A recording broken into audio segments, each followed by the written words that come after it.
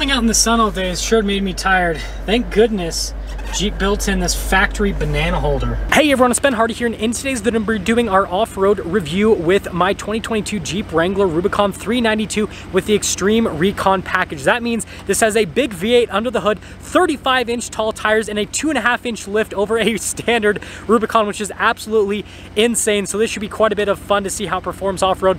But as always, if you want to save time and money the next time I purchase a car, link to my car buying guide in the description down below. Let's get right into it.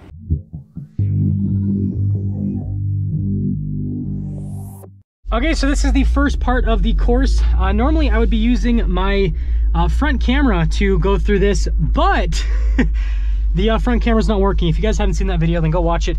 I don't think I'm gonna pick up any tires with it. Oh, I actually am, I feel like. Huh. I didn't think that I would actually pick up I'll go check the other camera, but yeah, the Jeep articulates well. That's all you guys need to know. So this next obstacle is going to, you know, slightly push ground clearance, but it's more about approach and departure angle and tire grip as well. But you guys can see here, Wrangler makes easy work of it. Got to make sure that we don't, boom, got through, didn't hit the tree. I hit the tree in every other vehicle, but the Wrangler's narrow enough that it fits without touching anything.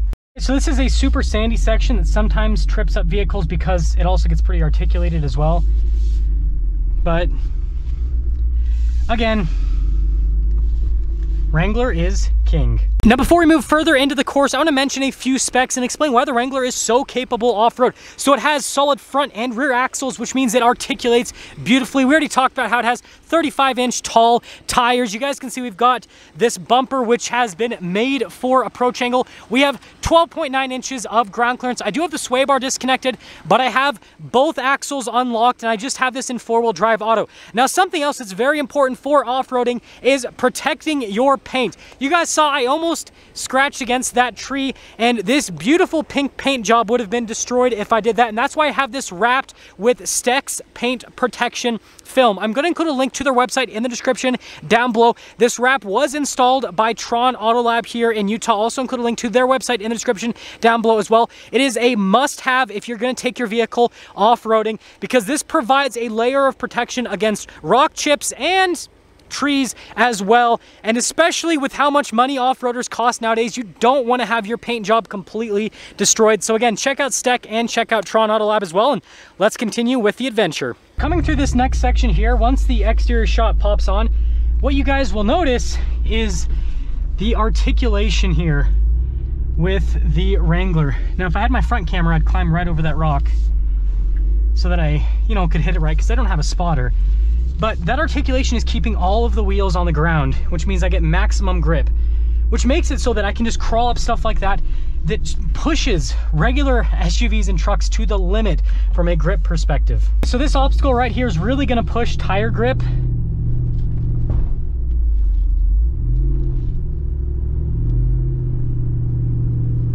And, you know, the four-wheel drive system. Now I have this in four-wheel auto. I haven't put it in four-wheel high or sorry, it's not four-wheel high, it's four-wheel part-time is what it's called, or four-wheel low. We're just in four-wheel auto, and yeah, 35s just get great grip. Oh, this is where I put it, oops, into manual mode, and I'm just gonna do the braking myself.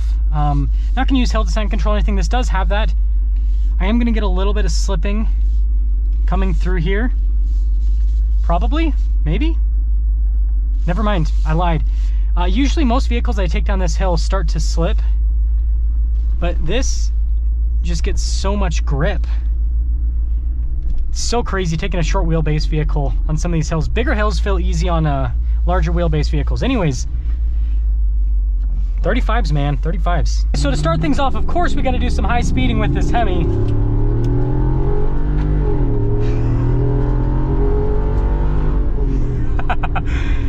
Oh man, she sounds glorious. Don't try this at home. So yeah, the Jeep does float around quite a bit because of the solid front and rear axles. It is pretty noisy because, well, you can take half the vehicle off. That being said, you know, on just roads like this, it's a blast. I mean, it sounds great. It handles pretty well, you know, with the stock setup. You know, as long as you don't go over huge bumps, it does a pretty good Ah, yeah, no, it definitely doesn't have a very good edge, that's for sure. Wow.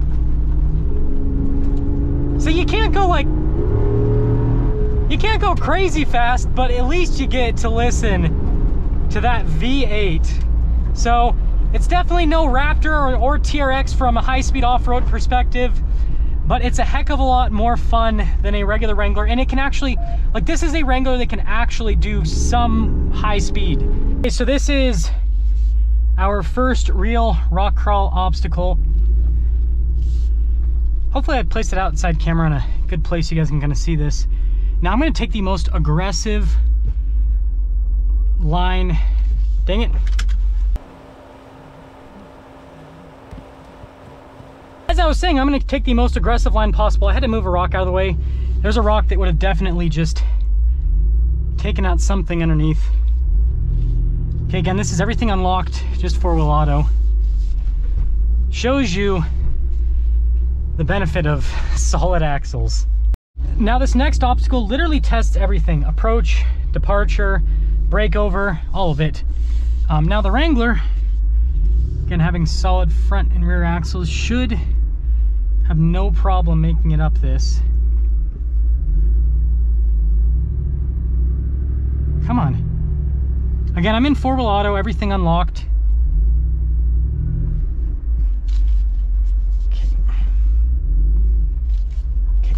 Let's turn here. Sorry it's taking me so long. I'm trying to, this is the first time going up with the Wrangler, so I don't want to break anything, obviously. That's so funny. So with everything unlocked, that does about as good as most vehicles do with four-wheel low and everything locked. It's crazy. I will put it in the four-wheel high part-time though now. Okay, so something that I can now confidently say is in four-wheel high part-time, turning radius goes away completely. Now, this particular obstacle I'm going to be taking very slowly, because if I start to hear anything, I'm going to back out of it. Now, on this obstacle, with the 4Runner TRD Pro, when I fell to the side there, I scraped that beautiful TRD exhaust. And this, again, tests approach, departure. So this is where I might... Let's listen. Again, this is where you want to have a spotter, obviously. No way. So I took a more aggressive line with this than I took with the 4Runner, like a lot more aggressive. And that actually made it through without scraping. And again, we're just in four-wheel. This is four-wheel high. That is bananas. Okay, so we're entering my favorite obstacle, personally. The reason I placed the camera where it's at, obviously it doesn't show the whole obstacle, is because it'll show the best part of it. This first part does test approach and departure a little bit, but what you guys really want to see is the back end. Yeah, we want to look at the booty for this obstacle. Now, placing the Wrangler is pretty easy, and I am in four-wheel low now. Looks like I did slip a little bit there. But other than that little itty-bitty bit of slippage, there's nothing that this Jeep cannot conquer. Okay, so this one should be pretty fun. Just a steep rock climb. That's the best way to put it. We are going over that rock. See, most vehicles, it's like you want to try to avoid the rock. In the Wrangler, you just don't care. And it's gotten hotter out here, so tire pressure is at over 40 psi. It's so funny how easy everything is in the Jeep. I have everything locked, and this, folks, is why you buy a Wrangler over a Bronco, just saying.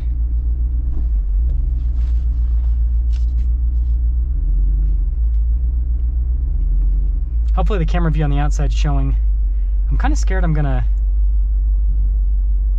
I think I'm beached. Yeah, I'm scraping a little bit. Oh.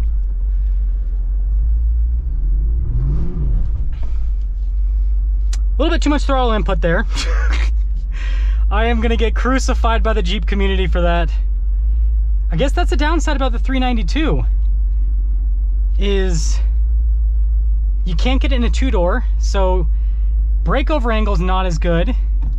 And yeah, I mean, that was a little bit of driver error right there. I did put a little bit too much throttle into that, but I guess we'll go through it the boring way now.